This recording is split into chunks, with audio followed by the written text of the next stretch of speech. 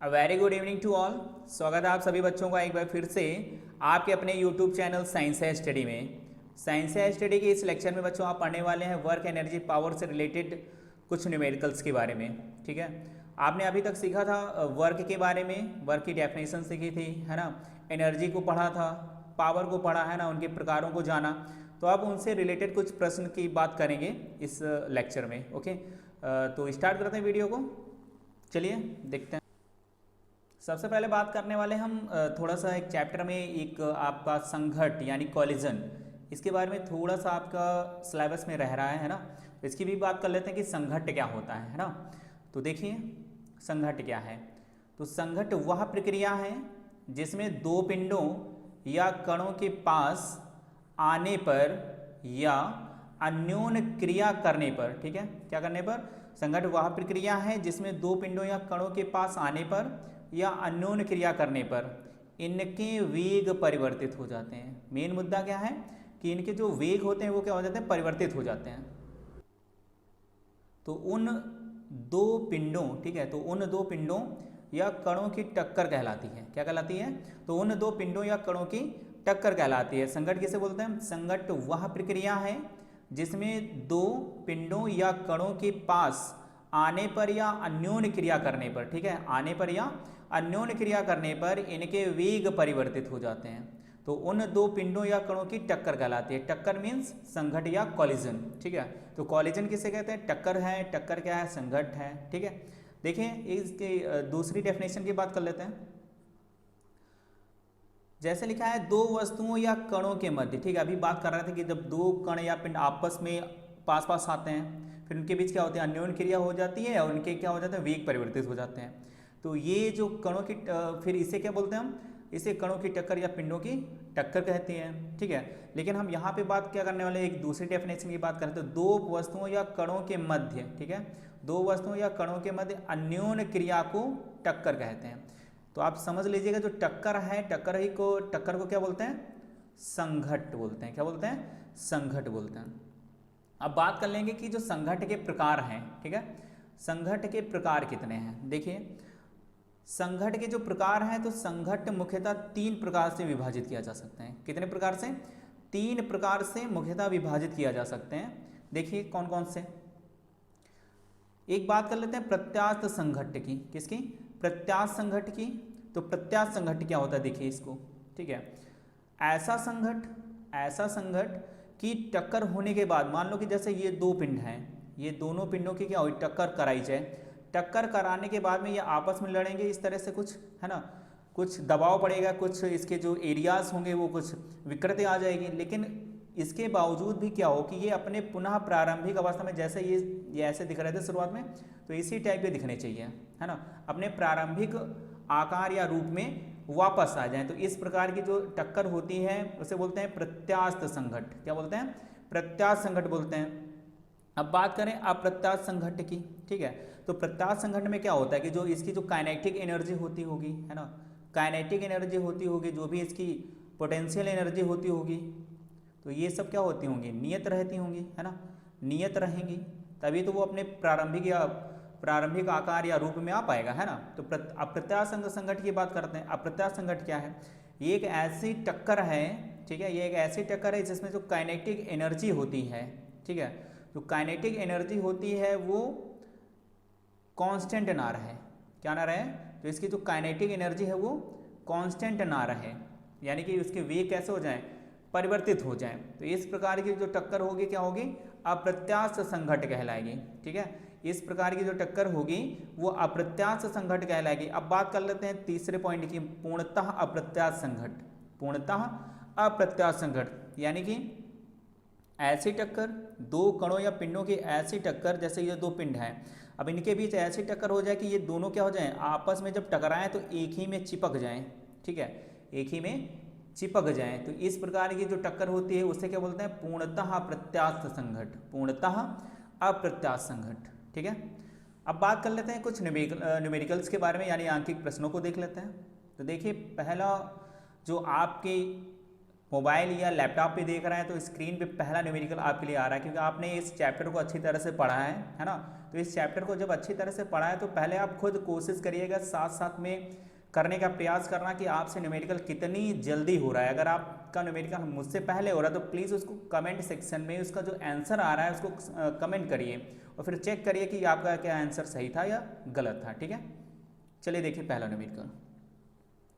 तो पहला न्यूमेरिकल आपके पास है कि यदि समान द्रव्यमान वाली दो वस्तुओं के वेगों में अनुपात 1:2 हो, ठीक है, कितना हो, 1:2 हो, तो उनकी गतिज ऊर्जाओं में अनुपात क्या होगा। ठीक है, देखिए इसका सलूशन क्या होगा, इसके सलूशन की बात कर रहे हैं हम।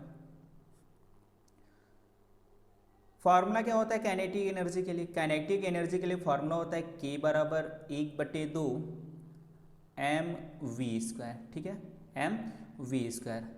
सपोज करिए यहाँ पे आपके पास क्या है कि जो काइनेटिक एनर्जी है 1/2, अगर कांस्टेंट वैल्यू, अगर द्रव्यमान भी क्या समान द्रव्यमान है, एक जैसे द्रव्यमान है, तो ये क्या हुआ, m भी क्या हो गया, ये इतनी वैल्यू क्या होगी, कांस्टेंट। तो हम ये कह सकते हैं कि जो काइनेटिक एनर्जी है वो प्रोपोर्शनल करेगी किसके, वेग की स्क्वायर के। क्लियर है ना। अब दो वस्तुएं हैं समान द्रव्यमान की हैं, तो हम ये भी कह सकते हैं कि जो फार्मूला बनेगा आपके लिए वो बनेगा K1/K2। तो जो आपके पास फार्मूला बनेगा वो बनेगा K1/K2 बराबर V1/V2 का होल स्क्वायर। ठीक है, K1/K2 बराबर V1/V2 का होल स्क्वायर।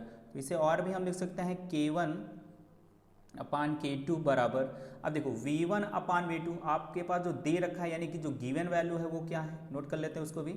तो गिवन वैल्यू क्या है कि जो वस्तु है उनके वेगों में अनुपात कितना है, 1:2 का है। ठीक है, तो हम ये भी लिख सकते हैं कि जो V1/V2 है वो बराबर है बच्चा 1/2 के। ठीक है, तो ये वैल्यू यहाँ पे पुट करते हैं तो 1/2 का क्या हो जाएगा, होल स्क्वायर। जब होल स्क्वायर होगा तो इसको कैलकुलेट करते हैं तो हो जाएगा 1/4। ठीक है, तो K1/K2 बराबर किसके हो जाएगा, 1/4 के हो जाएगा। तो देखिए आपके पास जो अनुपात आएगा, जो गतिज ऊर्जाओं में अनुपात आएगा वो कितना आएगा, वो हो जाएगा K2 बराबर 1:4।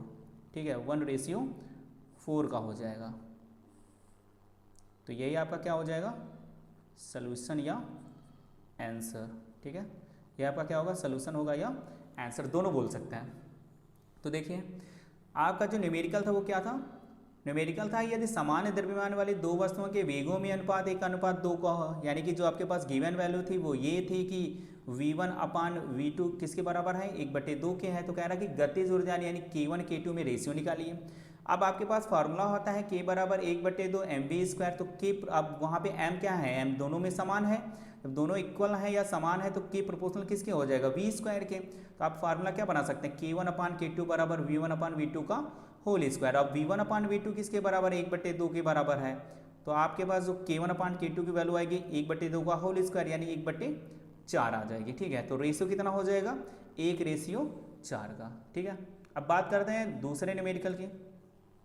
तो देखिए आपके स्क्रीन पे आ गया है दूसरा न्यूमेरिकल। ये है कि बोल रहा है कि एक वस्तु को बिंदु 3, -4, 5 से -2, 6, -4 तक विस्थापित करने हेतु, ठीक है, विस्थापित करने हेतु इतने भाई साहब का बल लगाया जाता है। ठीक है, इतने भाई साहब का बल लगाया जाता है। तो किए गए कार्य का मान क्या होगा, ठीक है, किए गए कार्य का मान क्या होगा। तो देखिए उसको, जो इसका सलूशन होगा वो क्या होगा। देखिए गिवन वैल्यू क्या है, आपके पास बल दे रखा है। ठीक है, बल कितना है,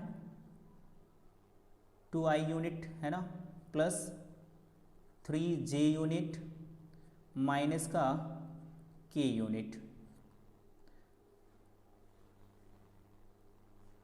अब बात कर लेते हैं हम जो आपके पास विस्थापन है यानी D की बात कर लेते हैं। ठीक है, तो D की बात करेंगे, देखो ध्यान से, D बराबर क्या हो जाएगा, विस्थापन। ठीक है, ये दोनों F भी कैसे हो जाएगी, वेक्टर क्वांटिटी, विस्थापन भी कैसे हो जाएगी, वेक्टर क्वांटिटी, देखो विस्थापन कैसे निकालते हैं।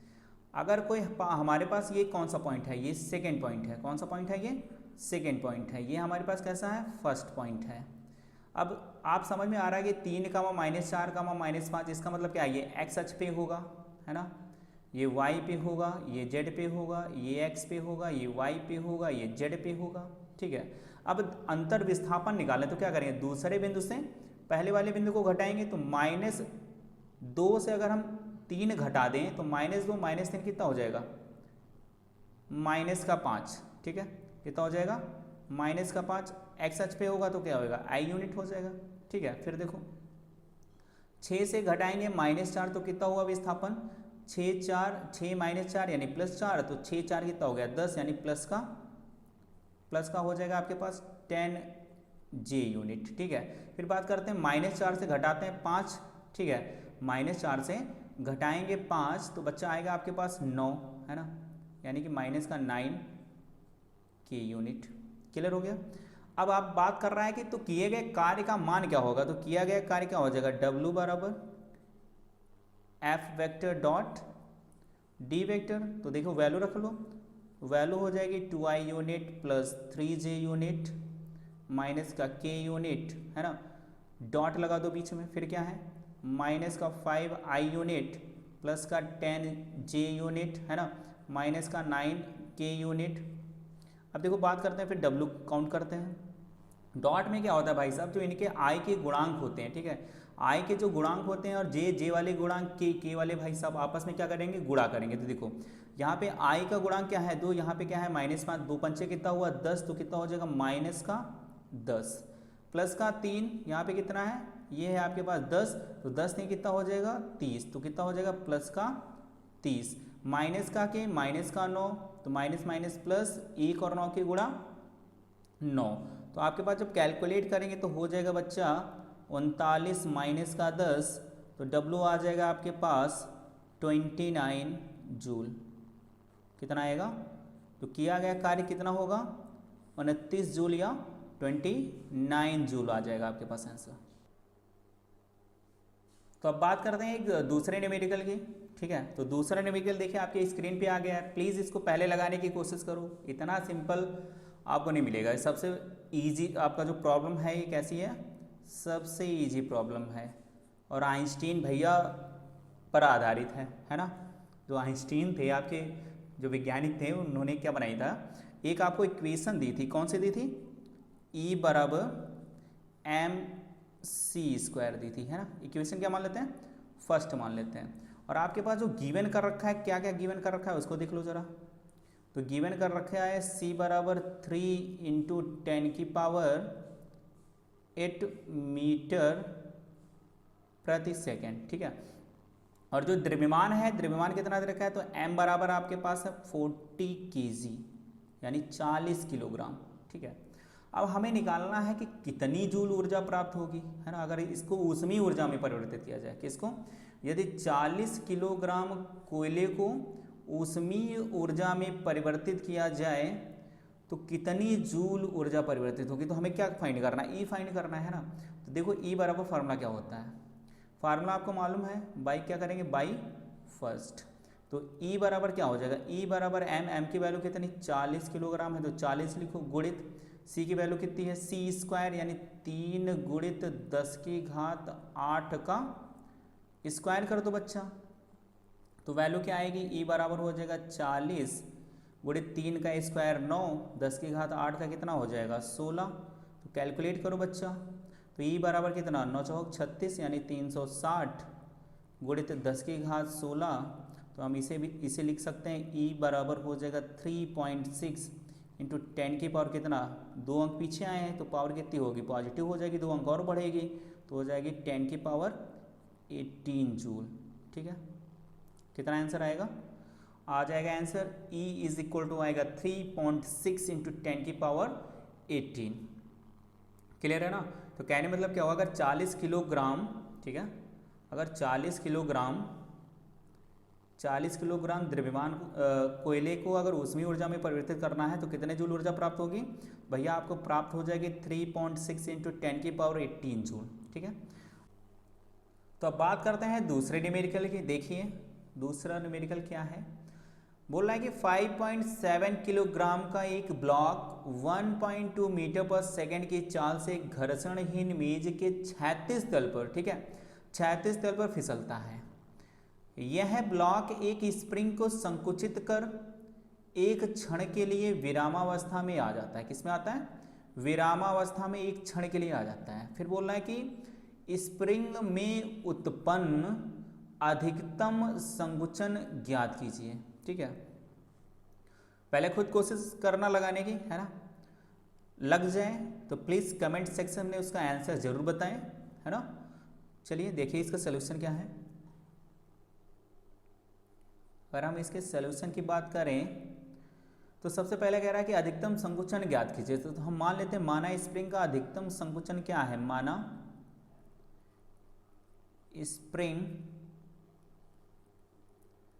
का अधिकतम संकुचन,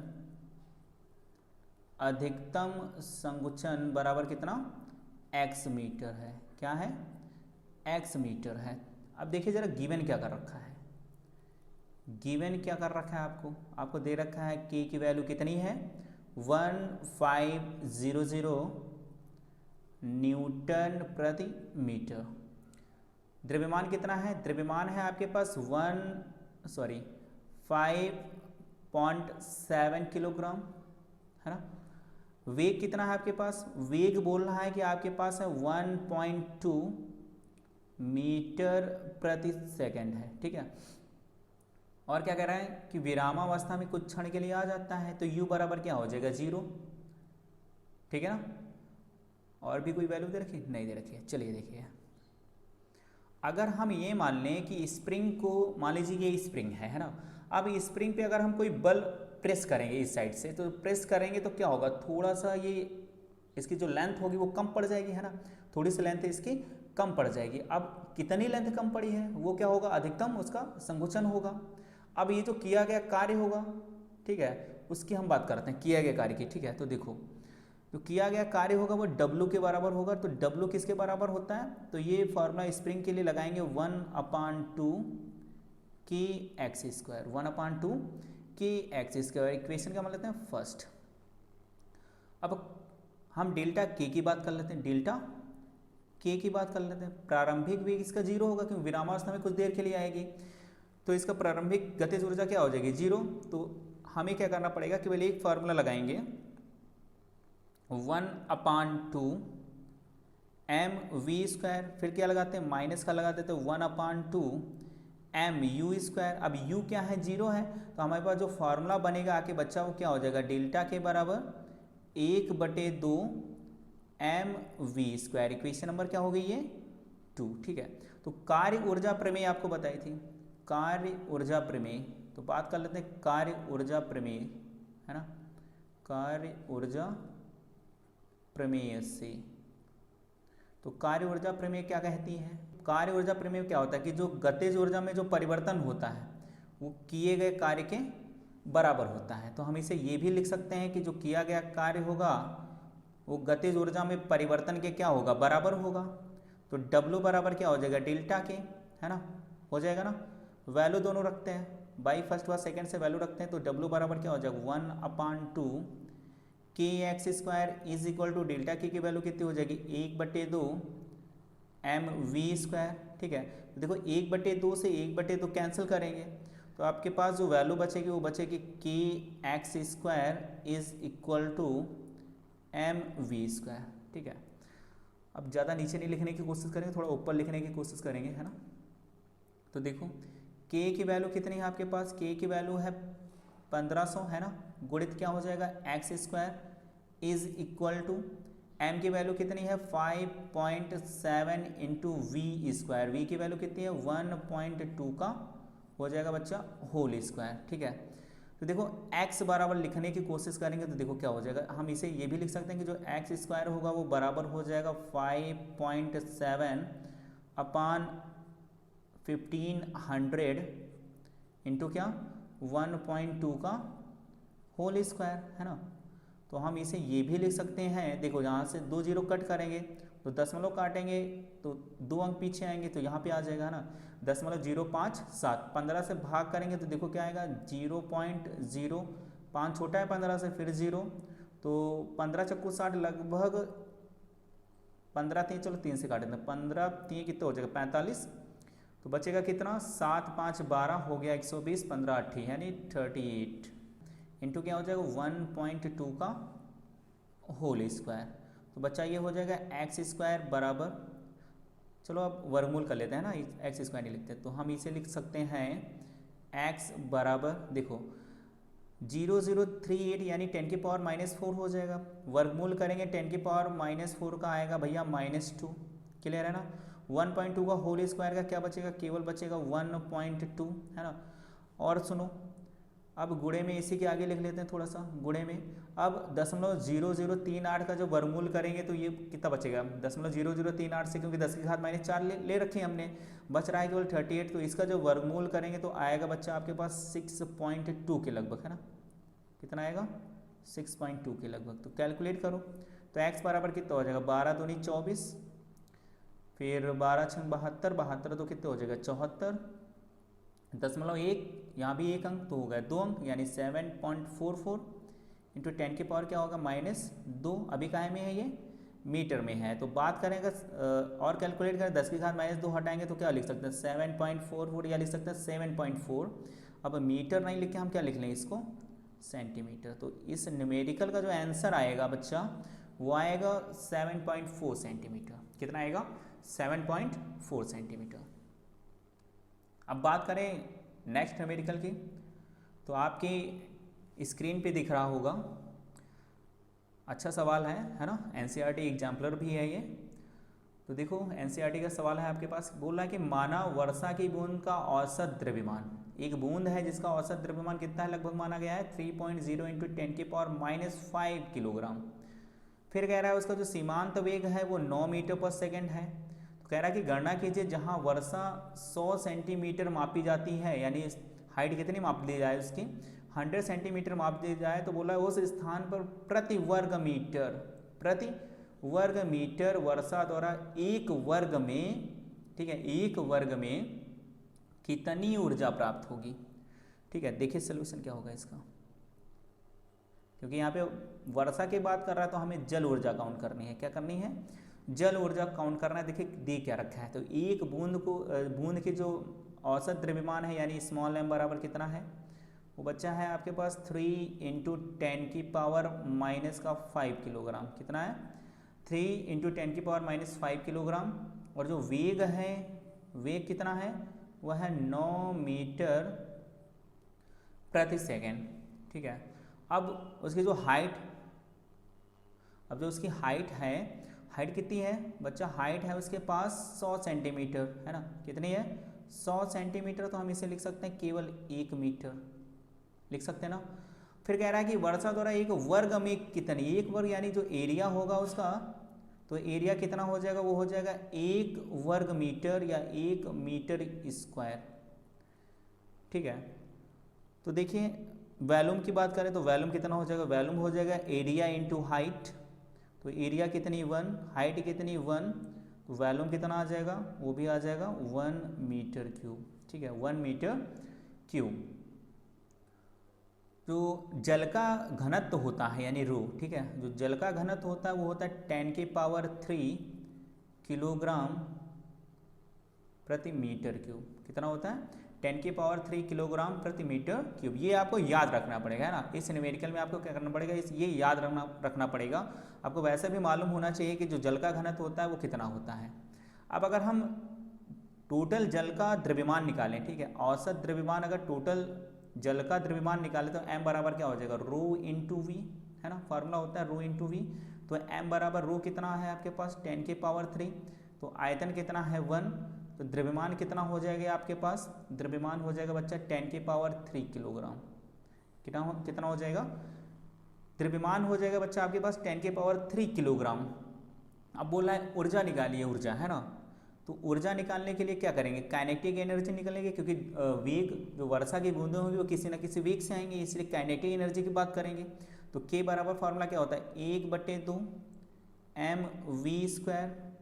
तो k बराबर क्या हो जाएगा 1/2 इंटू m का मान कितना है आपके पास m आ गया 10⁻³ इंटू v² यानी v कितना है आपके पास 9 है, तो 9 का क्या हो जाएगा होल स्क्वायर। देखो इसे हम क्या लिख सकते हैं, तो k बराबर बच्चा हो जाएगा 9 का स्क्वायर यानी 81 बटे में कितना हो गया 2 गुणित 10 की घात कितना 3। तो k बराबर आपके पास बच्चा हो जाएगा 40.5 इंटू 10⁻³ ठीक है। और इसे हम लिख सकते हैं 4.05 इंटू क्या हुआ 10⁻³ थी, एक दशमलव आगे लिखे गए तो पावर कितनी हो जाएगी 4। मात्रा क्या होता है ऊर्जा का जूल। क्लियर है, समझ में आ रहा है ना। अगर समझ में आ रहा है प्लीज यस लिखकर कमेंट बॉक्स में टैग करें, ठीक है, यस लिखें प्लीज। बात करें अगर हम अगले न्यूमेरिकल की, तो ये थोड़ा बढ़िया सवाल है ना, इजी बोल सकते हैं, इजी नहीं बोल सकते, मॉडरेट लेवल का बोल सकते हैं, ठीक है। इजी नहीं बोल सकते लेकिन मॉडरेट लेवल का बोल सकते हैं। देखिए क्या कह रहा है, कह रहा है 45 मीटर ऊंची, ठीक है, कितनी ऊंची है 45 है, तो बच्चा h बराबर किसके हो जाएगा, देखो जो h होगा वो किसके बराबर हो जाएगा, वो हो जाएगा बच्चा 45 मीटर के। ये सोल्यूशन की बात कर रहे हैं इसके, तो h कितना हो जाएगा 45 मीटर। अब मीनार की चोटी से 2 किलोग्राम का एक पिंड विरामावस्था से गिराया जा रहा है, तो m बराबर कितना हो जाएगा, m बराबर बच्चा हो जाएगा 2 किलोग्राम। गिराया जा रहा है, कितने समय पश्चात वह पिंड पृथ्वी तल से टकराएगा, कितने समय बाद, है ना। तो t बराबर क्या हो जाएगा, t बराबर क्वेश्चन मार्क। टकराते समय उस पिंड की गतिज ऊर्जा कितनी होगी, ठीक है, टकराते समय उस पिंड की गतिज ऊर्जा कितनी होगी ये भी बताना है आपको। चलिए देखिए सबसे पहले क्या बताते हैं, आपके पास फार्मूला होता है h बराबर ut प्लस हाफ GT², ठीक है। अगर कोई पिंड गुरुत्व के अधीन गिर रहा है तो जो गति की द्वितीय समीकरण होती है उसको त्वरण में एक ही जगह पे क्या लिखते हैं g लिखते हैं। अगर नीचे की गिर रही है इसलिए समीकरण में प्लस होगा, ऊपर अगर फेंक रहे होंगे तो प्लस की जगह पे क्या हो जाएगा माइनस हो जाएगा। तो देखिए h बराबर आपके पास क्या है 45, विरामावस्था में है तो u क्या हो जाएगा 0, है ना, विरामावस्था में है तो 0 हो जाएगा। तो ये पद हो गया आपके पास 0 प्लस 1/2। अब ग्रेविटेशनल जो एक्सेलरेशन है गुरुत्वीय त्वरण, है ना, इसकी वैल्यू 10 भी रख सकते हैं, 9.8 भी रख सकते हैं, सुविधा के अनुसार रख लीजिए, है ना। इनटू क्या करना है t²। तो देखिए अब इसे जब कैलकुलेट करेंगे तो हो जाएगा बच्चा आपके पास 90 = 10t²। तो 10 9 कितने हुए 90, तो t² बराबर कितना आएगा 9। तो t बराबर कितना आएगा बच्चा 3 सेकेंड, ठीक है, कितना आएगा 3 सेकेंड। अब बात कर रहा है कि उस समय पिंड की जो गतिज ऊर्जा होगी वो कितनी होगी। तो देखिए फार्मूला आपके पास जो गति की तृतीय समीकरण है वो क्या है v² बराबर u² प्लस का 2g s, नहीं यहाँ पे क्या करेंगे h क्योंकि हाइट पे है ना इसलिए। तो v² बराबर या u तो हो गया 0 प्लस 2 इंटू जी की वैल्यू कितनी पुट कर रहे हैं 10, हाइट कितनी है 45, तो 45 दूना कितना हुआ 90, है ना, एक 10 से गुणा करेंगे तो कितना हो जाएगा 900 हो जाएगा। तो v² आपको मालूम हो गया।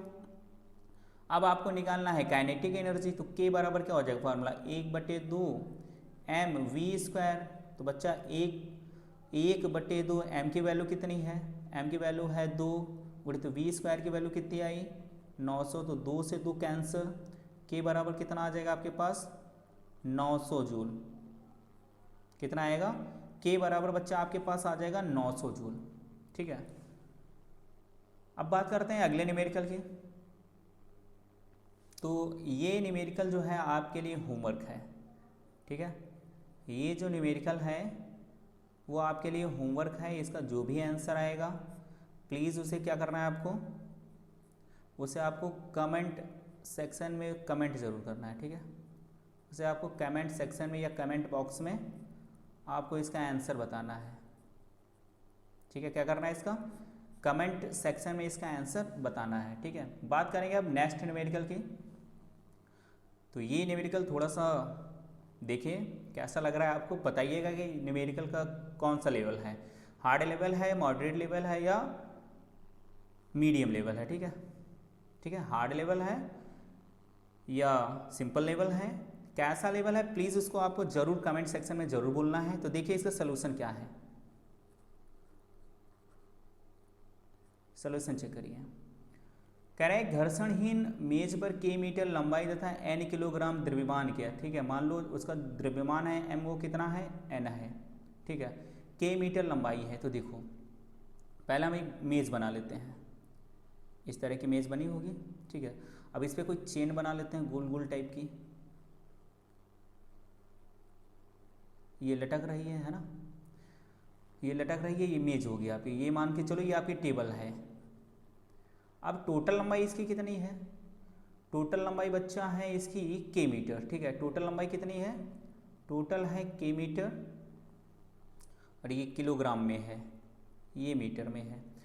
तो कह रहा है कि 1/5 भाग मेज के किनारे से नीचे लटक रहा है। तो इसका जो नीचे का द्रव्यमान होगा वो द्रव्यमान टोटल कितना होगा, वो m/5 होगा, जो नीचे को लटक रहा होगा।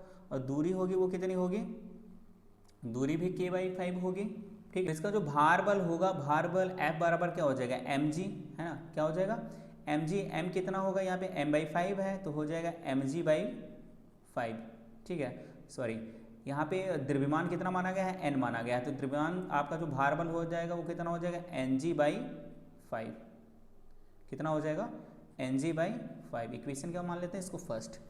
अब हमें कार्य निकालना है, कृत कार्य का मान निकालना है, तो हमें विस्थापन भी पता होना चाहिए, ठीक है। तो विस्थापन की बात कर लेते हैं। देखो d बराबर, देखना ध्यान से, इसकी जो लंबाई है वो कितनी है, वो k/5, ठीक है। वो क्या है k/5 लटक रही है। तो द्रव्यमान m कितना है, n है, सॉरी, ठीक है, m नहीं, m बराबर n मान लिया है, तो इसे लिख सकते हैं n/5।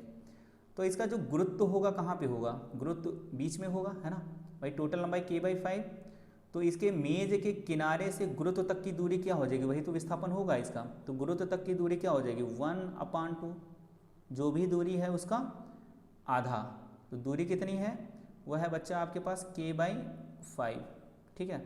तो ये विस्थापन कितना हो जाएगा k/5 दूना कितना 10। इक्वेशन क्या मान लेते हैं इसको 2। तो किया गया कार्य यानी वर्क डन क्या हो जाएगा, वर्क डन बच्चा हो जाएगा W बराबर F/d।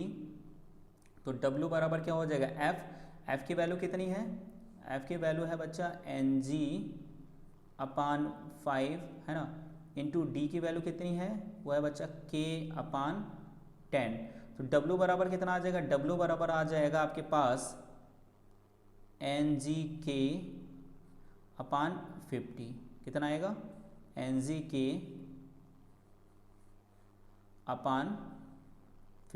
ठीक है। इस न्यूमेरिकल का क्या है, यही सोल्यूशन है। क्लियर है ना, समझ लेना एक बार फिर से। टेबल पे क्या होगी कि जो चेन की लंबाई है वो टोटल है k, अब लटक कितनी रही 1/5 भाग, तो लंबाई कितनी बचेगी, लटकी हुई लंबाई जो चेन की लटक रही होगी, है ना, उसकी लंबाई कितनी होगी k/5 होगी।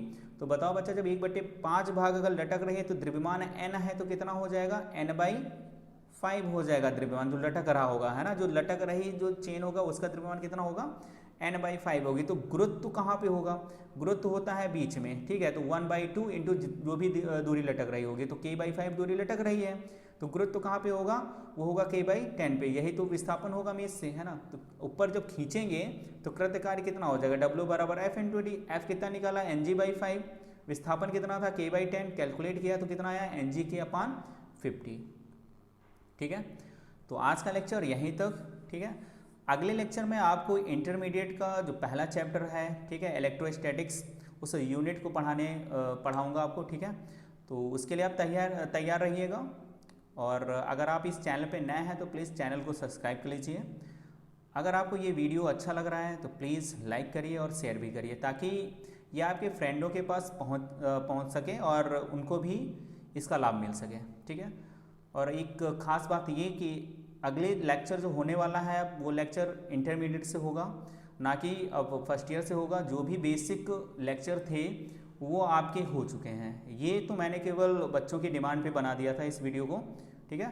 तो मिलते हैं नेक्स्ट वीडियो में इंटरमीडिएट क्लास के साथ, तब तक के लिए जय हिंद, जय भारत।